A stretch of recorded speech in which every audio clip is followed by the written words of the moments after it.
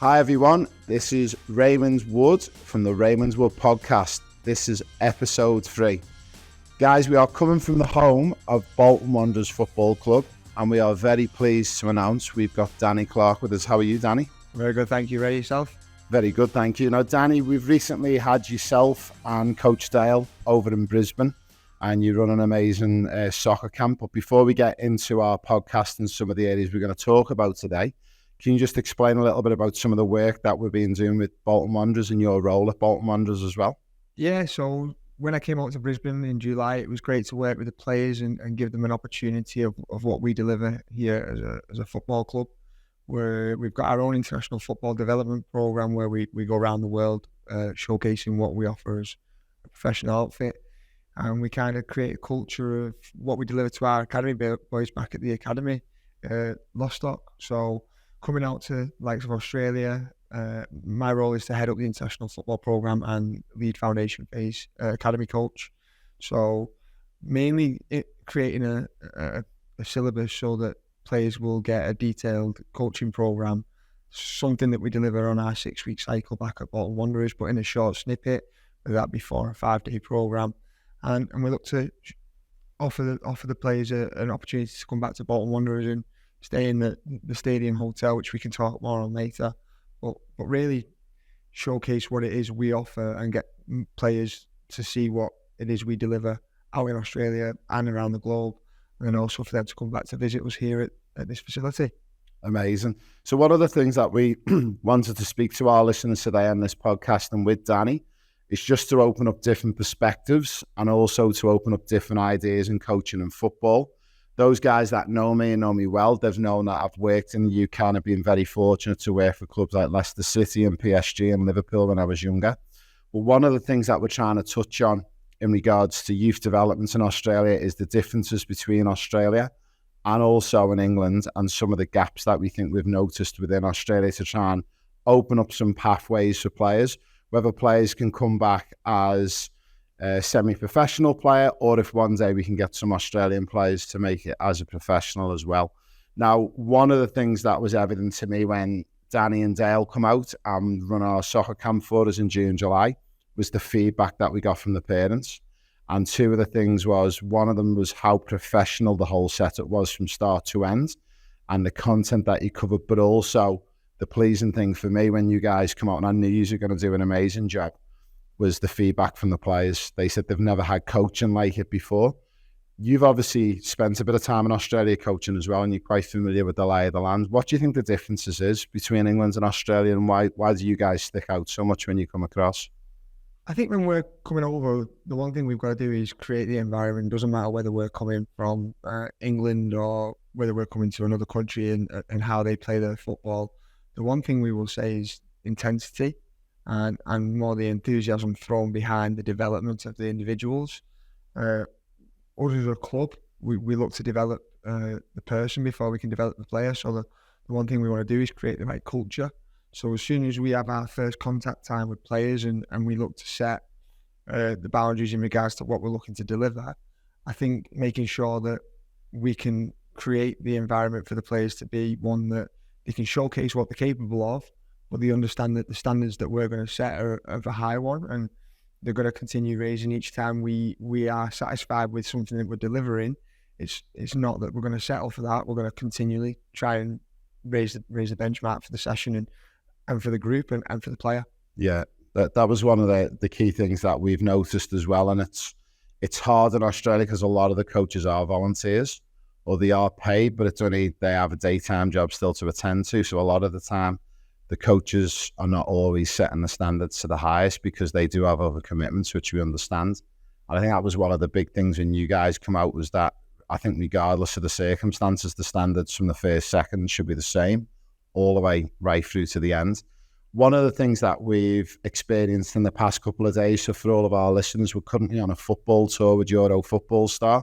We've stayed at Bolton Wanderers many times before, and we are right in between Manchester and Liverpool, which is known as like the hub of football for the Northwest. And one of the things that stuck out to us is that we've been down to the academy for a couple of nights, and you've got players from the ages of like 6 and 7 all the way through to senior, but also you've got women's and girls, but you've also got development squads. Can you just explain a little bit about why you have so many different squads for so many different age groups? Well, Bolton is very big in the community here, and it's a big club that looks to offer something back within the community, as well as doing things that we do internationally and globally abroad. But with the programs that are offered, obviously we've got our elite academy where we're looking to develop individuals and progress them through the system and hopefully into the first team. Via that, we have our B team, and then we have under 18s, 16, 17s, and that's where the players are then getting contract. But in the foundation phase, we've got 9s to 12s, and then in the youth phase, we have 13s to 16s. Pre-academy is on 7s and under 8s, and it's an opportunity to just show them what we deliver as a club. I think from that, we've got a development program. The development program is an opportunity to kind of cast an eye over the players that we could potentially coach and develop, or players that might not be ready at the journey to be an academy footballer, but are not far away to enhance their game and keep them in and around the system, so that when the time is right, we can kind of filter them through to the academy team. And then the girls' football is growing massively over in England at the moment. The women's team have done extremely well, just getting to the World Cup final out in Australia. But I think with regards to the Bolton programme and what they're doing now, it's massive. And I think having the opportunity for girls around the community and around the Northwest to come and play for Bolton Wanderers and do it just as importantly for the men, for the women's team as it is for the men's. And it's great because it's just showing how much growth there is within the football club. It's amazing. Now, we've got some questions from some of our listeners, and we wanted to include those questions into the podcast. Are you okay if I ask you a few of the questions that we got from some of the parents? Yeah, let's see the questions. So the first question we got was, and it was an interesting one, it was looking at a player, whether it's a boy or a girl who's 7 or 8 years of age and just starting the journey into the football, more so when we speak about your development aspect to the club, what is it you're looking for at 7 or 8?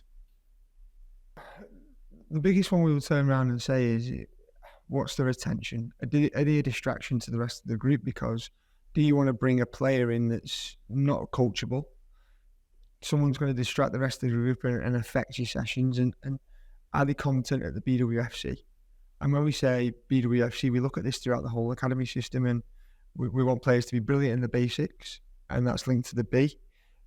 Going onwards with that, it's winners. We're looking for winners in a winning environment. That's what we look to create.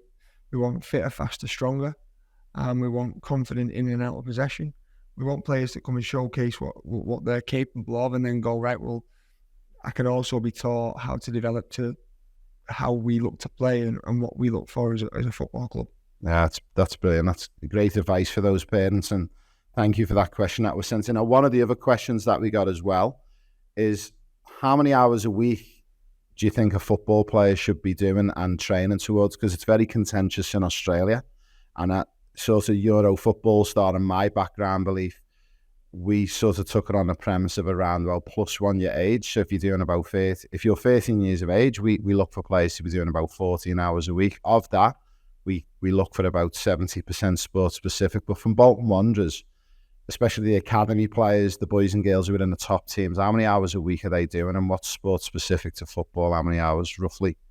I think the biggest thing for us now is we're realising that they're still young children. They are young kids at 9s to 12s, and the contact time is important. We have to meet an elite player performance program clock, which means the contact time should anything between 8 to 10 hours. And I say that with maybe 6 hours of coaching, and that might be anything from rehabilitation to analysis to the topic of the session that we're looking to deliver on the syllabus it's on, and then it could be anything with the game time that we have. So when we break down the actual time we spend with the players, obviously it starts to increase a lot more. The youth phase players should be looking at maybe 8 to 12 if we're lucky. That we do alternate days at the moment, because again, it's just making sure that we can get them in the time frame from leaving school to getting here. And it's important that we understand that these have a life as well at such a young age. So when I say that, they've got homework commitments, they've got to get back from school, they've then got to travel to the academy, then they've got to fit the dinner in, and it's what time we can get them into make sure we can fit that around the slot of the strength and conditioning and seeing the physio. And regards to the youth phase, yeah, you're looking at 12 plus on that one with the fixtures if you're lucky. And again, that could include their analysis. That might not be that they're on the training pitch. That could be anything from a seminar that might help them develop as a player and as a person. And then, yeah, obviously you're going into professional football, and then it's increasing where you're training near enough every day. Yeah, no, that's a great answer, and that's probably rolling on from that one.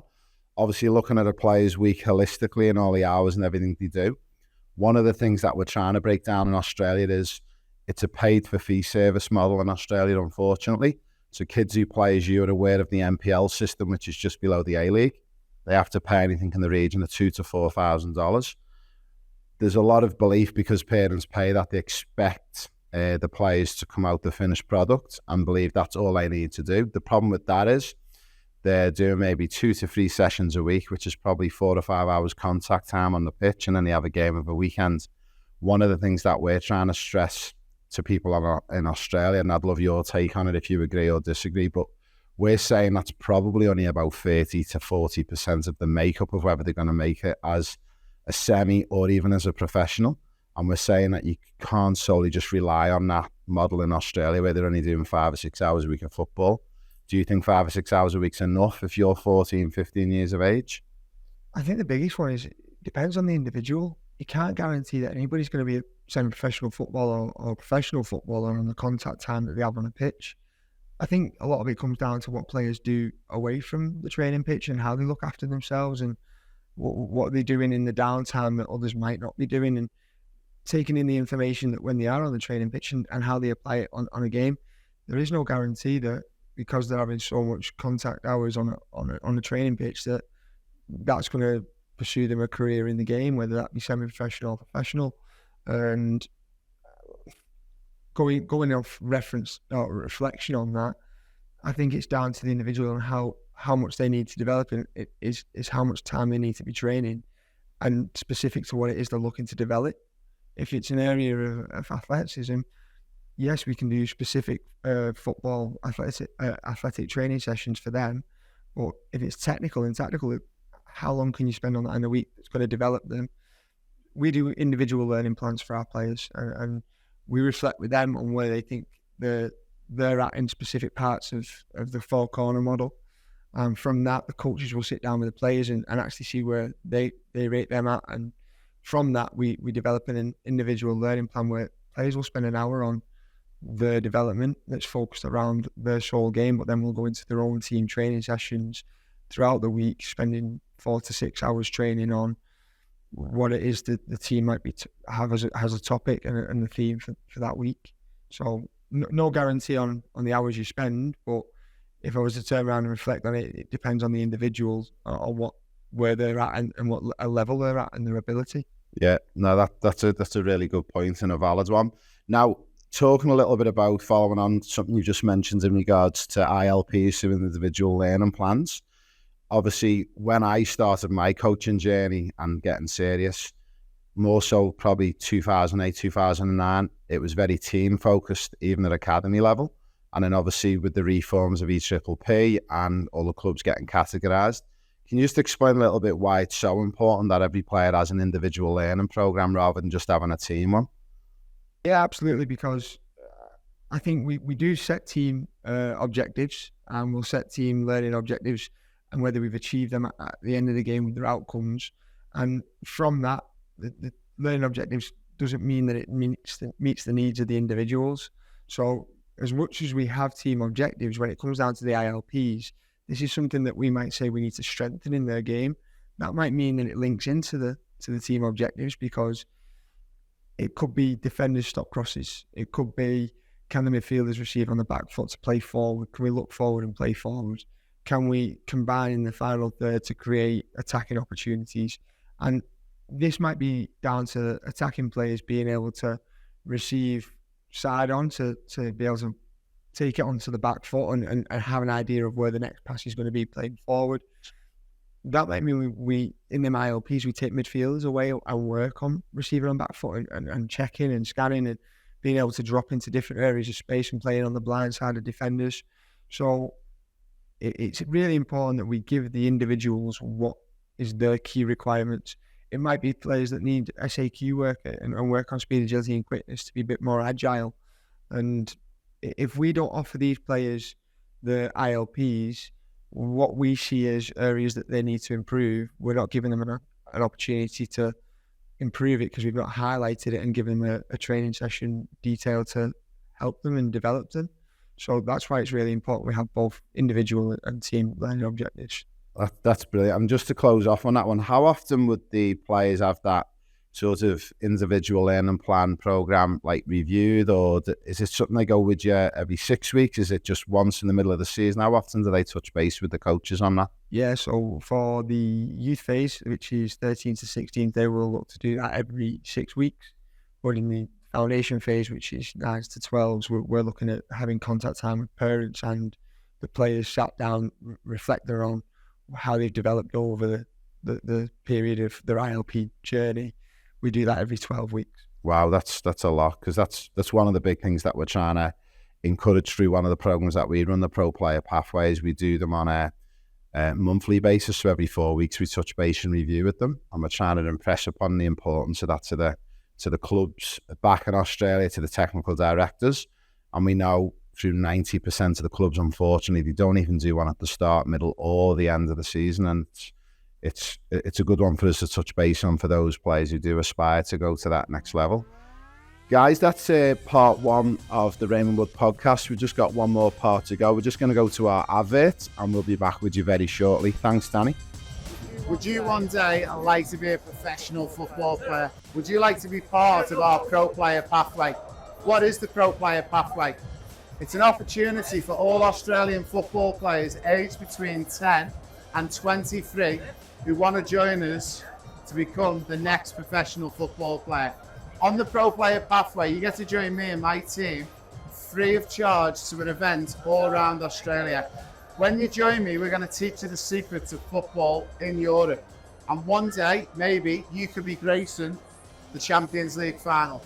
Guys, over the next 12 months, we're going to be coming around all the major cities in Australia. And when we come around all the major cities, we're going to be running our free events everywhere we go.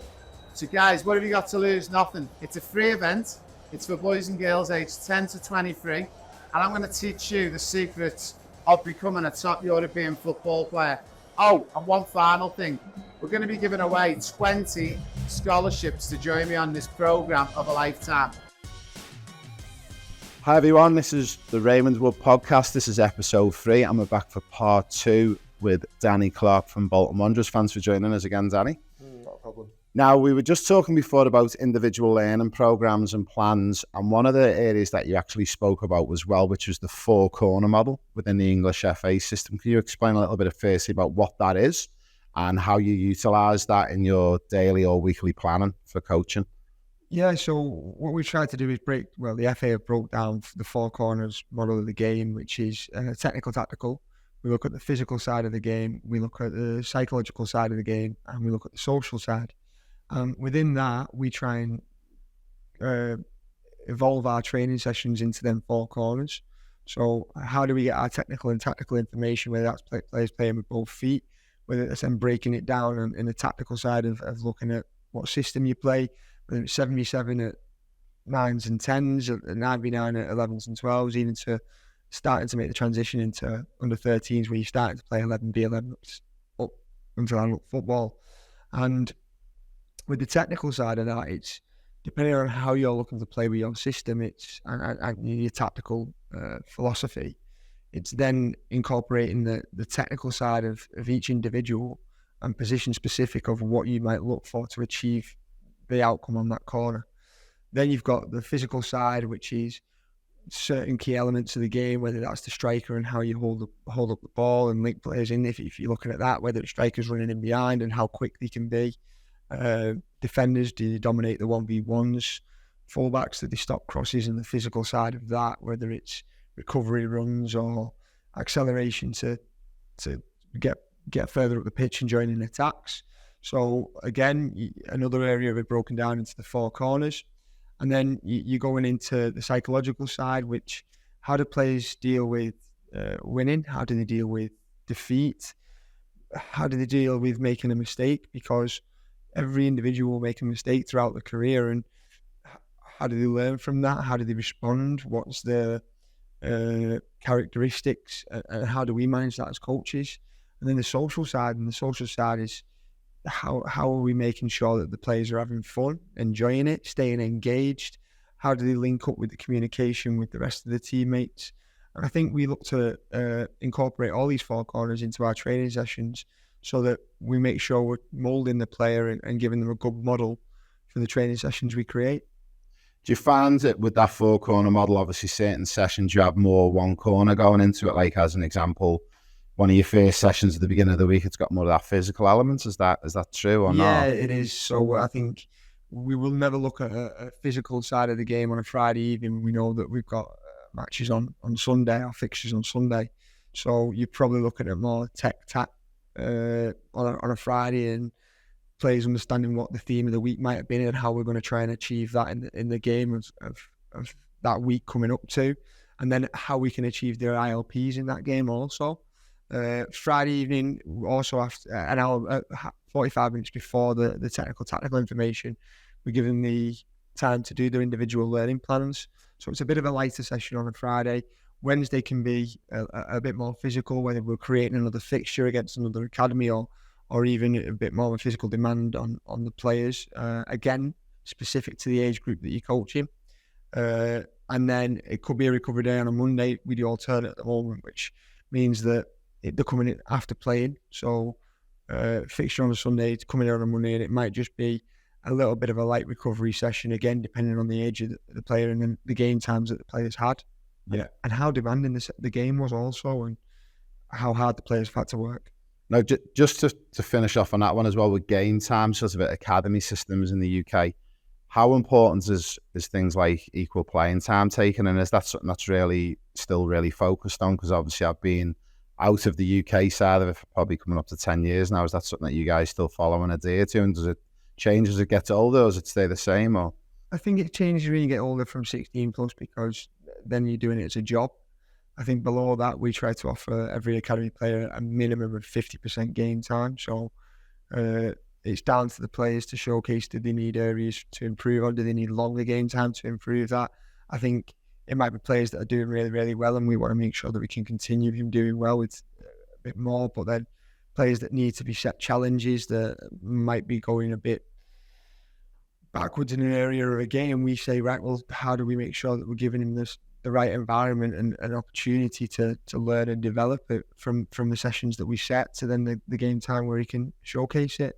And again, that's down to us as coaches to manage the game time, but we always look to guarantee a minimum of 50% for each player. That's amazing. That's so good to hear that it's still happening and being pushed on. Now, I've got a question before we finish off on our final section, and this is quite an interesting one. One of our parents asked me, and we've had this on a couple of occasions, saying that they've got a son or daughter who's 5 or 6 years of age. They've chose football as the sport, but is there a benefit to choosing a position so early? Like, is it in their advantage to say we're going to choose them to be a goalkeeper or a left footer? Because obviously there's a lot of talk, and we get a lot of it in Australia, saying it would be an advantage to be a keeper or a left-sided player. Is there a gap within the UK, within the academy systems, where you think there's a real need for players in certain positions? Or I think it's being looked into way too much at such a young age. I think we've got to remember that these kids are still children, and as much as some of my under 9s and 10s will want to be defenders or attackers, I've come on sometimes and the rotating goalkeepers, and that's the one position where I'm probably going, no, that's if you want to set out as a goalkeeper, you're going to start practicing relatively early. Although we have had goalkeepers come out who've been just as good with the feet. But in regards to the outfield players, we never try and pigeonhole them. At the foundation phase, we try to rotate them round the pitch and allow them to get a good tactical understanding, position specific, not just of what the main position might be, but also of what the teammates play. And I think it gives them a good understanding of the game also. So in reference to putting players into positions at 6 and 7, and absolutely not. I think you can start to see if players are quick and agile, then they might develop into a good midfielder on the on right left left side of midfield. But again, it depends, because these players get older, they develop at different rates and different times, and whether that be the growth spurt or how they manage the development and the technical ability, we won't really pigeonhole them. I think when they start to get to even players at 15, 16s that again, they can rotate positions, whether it's centre midfield or playing right back. They start to have a good understanding of what that player might play and position that might be specific to him. But we still don't try and pigeonhole them. We try and get them to have a good understanding of maybe 2 or 3 positions, definitely 2. That's amazing. So within that youth phase between sort of 12 and 16, they're still probably rotating between 1 or 2 positions. Yeah. Oh, that's good. Now, final one to finish on, and this is one of the probably the best questions we got from one of our parents, was for yourself, Danny. Is there anyone that you've seen over the years who's been like a huge success story in football, and the reasons behind why they were a success story? You get a lot of stories, hearing about players who do an extra hour on the training, grounds every day. Is there anyone that you can think back to, and just for our listeners and people who are watching as well, to give them an example and something to aspire to maybe help them pushing on? I think I'd have to reference back to Bolton, because I've been in the academy for 8+ years now, and I think watching the players come through, and then it's the best part of the job to see them be successful. And as much as you spend a lot of time and commitment into development of the players, whether it be players that I've worked with or not, I've seen quite a few players come through. Players that I wasn't here when they were coming through were ones that have been successful, like Rob Holden, who went on to play for the first team at Bolton Wanderers and got a great opportunity to move to Arsenal. Played for Arsenal. I think he's recently just gone to Crystal Palace, but a fantastic product of what we look to offer and what we look to do at the academy at Bolton. Again, someone that was a great person as well as a great player. He was always polite with staff, represented himself in a correct manner every time, whether that was training sessions or fixtures or even presentations, the way he was with the rest of his teammates. And I think that's quite important to us, of how you are going to represent us as a club and yourself, because that's what we want to do. We want to make sure we're bringing good people through as footballers. And I think I talk about training the way you're meant to play. There's been a few players that I've seen go on and be successful. Ronan Darcy, Luca Cannell, probably the same age group when they came through. But Luca recently went from Bolton to Celtic and then from Celtic to Barnsley in League One. And he was a player that would train with intensity and have the right tenacity in his tempo of training. When I say that, the way he would press, the way he would go to win the ball back in tackles, he would train the way he wanted to play. And that carried out, and that's always been probably one of Luca's best assets, I thought, was how he would look to have that mentality every time he stepped onto the pitch, whether that be a game or a training session. It was always the same, that he was giving 110%, and you would expect that from the rest of his teammates that he trained with, so that he was getting the best out of them, but also pushing him further. And that was the same with Ronan Darcy, who was in that group. The two of them would probably look to drive the standards of the session. Whether that, again, we would do that as coaches, but they would always, if a player was not pressing or didn't lock on or didn't do something that the rest of the group were trying to achieve, they'd be onto him and be saying, this is why we want to do this. This is how we're going to be successful. And it was a case of pushing the others around them to get them up to the level that they were setting, all the standards they were setting, which was great. Yeah, no, that's brilliant. And just before we do go, we've got 3 quick questions for you. Bit of fun. I also missed out Zach Clough, then, who's also in Australia playing in Adelaide now. Oh, very good. Zach broke in through the academy system, went on to be a leading goal scorer for a season, I believe, and went to Nottingham Forest, but fantastic person again, great lad, and a really good footballer, enjoying his football in Adelaide United. Very good. So he's playing his trade in the A-League at the moment. Maybe one day he'll get back to Bolton. Now, Danny, we've got to ask you. We're going to quick fire around 3 quick questions. Favourite Bolton Wanderers player of all time and the reason why? I think my favourite, and I was lucky enough to go out to the country he's from, was JJ Okocha. what a phenomenal footballer. Some of the things that I think, if you ever go back to YouTube and video, the things that JJ produced on that football pitch, whether that was rainbow flicks over Ashley Cole's head, whether I think it was in the corner of the pitch here actually, when Ashley Cole was probably dubbed one of England's best ever left backs, and picking up the ball from 30, 35 yards out and rattling it into the top corner. But I think the way he just played off the cuff, he was so unpredictable, and he had a little bit of everything. He had relentlessness in going forward, and he also had an aggression at staying strong on the ball.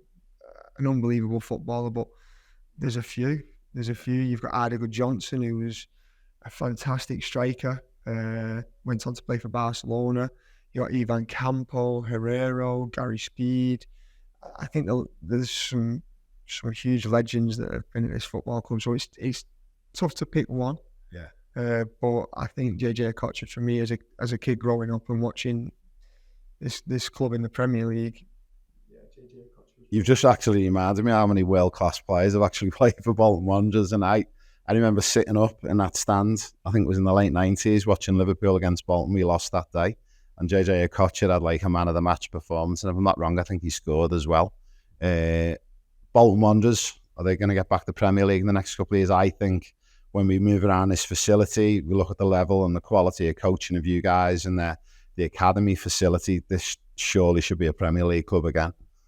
It's a Premier League infrastructure, and the new owners that have took over Football Ventures have been a fantastic leadership for everybody to follow, and everything around the club is moving into the direction to just continue progression. What time frame that be is when it's ready for the club, and they are aspiring to do just that and get back into the Championship and get back into the Premiership, and I do believe it will happen in the future, but putting a time frame on that I wouldn't want to do, but since being at this club over 10 years working on the international programme, this is probably the most exciting time to be at Bolton with everything that they're doing both on and off the pitch. Yeah, it's amazing. Next question. Favourite player of all time outside the Bolton Wanderers, and why? I think for me that will probably be Steven Gerrard. Steven Gerrard was an all-round midfielder that box to box, had the aggression to go and dominate the ball, dominate opponents, set a presence in a game. Felt like he was one of them players that could literally turn the game on its head and grab it by the scruff of the neck. And he excited as a football coach, as someone that loved the game. I think seeing the things that he could do, he was probably my favourite player outside of Bolton Wanderers. Probably have to agree with you on that one as well, being a Liverpool fan. Final one, and the most common question we always get, and you probably get asked this heaps as well, but in regards to making as a player, boy or girl, what's probably the one attribute that you feel a player needs to have to make it at any level in football, whether it be semi-pro or pro, and why? The hardest part about this game is consistency at a high standard. And when I say consistency at a high standard, it's reflection to being able to perform at elite level, but do it week in and week out. And I think if I was going to reference it back to a player, there's actually a clip on YouTube of David Beckham, and everyone remembers David Beckham for his free kicks, and it didn't just happen to him. He worked hard at that. It was continuous practice, and it was pure repetition. And there was a training session at Old Trafford before the game against Greece, and he obviously scored the winning goal, the free kick that took England off into the Euros. I think it was the Euros against Greece, and the highlight of that clip is how many times Beckham actually practices that free kick the day before or 2 days before, and he misses, and he understands that he's had a couple of opportunities and he's seen failure, but the repetition to continue practice what you're doing and trying to do it to a high standard so that you become consistent at it, and it's more and more practices, and there's probably about 8, 9, 10 free kicks where he gets closer and he misses again, and then he'll get closer, he'll score one, and then he'll miss again, and the continuous repetition to then get to that one opportunity. He actually has 3 or 4 free kicks in the game against Greece until he gets to that one again. The same areas of the pitch that he was practicing in the training session. It comes to that game and it comes up to that moment, and it's a moment that every England fan can probably remember. So repetition and doing it to a high standard, not just doing something mediocre or half-hearted. If you're going to practice it, you're going to do high repetition with good consistency, but also good quality. Yeah, that's a great one to finish on. Well, a big thank you, Danny, and to the guys at Bolton Wanderers for joining us today. Now, we've been very fortunate for those guys listening to the Raymond Wood podcast that we've had Danny and the team out this year to Brisbane and Australia. We're hopeful that we can get you out next year with a view to maybe even taking to some other cities. Are you maybe going to be available to bring the Bolton team out and keep spreading the love of football? Well, absolutely. We're continuing to grow the international programme, and we've now started to expand across Australia and around the globe with America and South Africa in the past, and that's exactly what we're looking to do. And I think when it comes to pre-season and a bit of downtime, our coaches will be looking from within the academy to showcase what it is we offer as coaches and as a football club. Brilliant. A big thank you, guys, for listening to episode 3 of the Raymond Wood podcast, and we'll be in touch in the next couple of weeks with episode 4. A big thank you.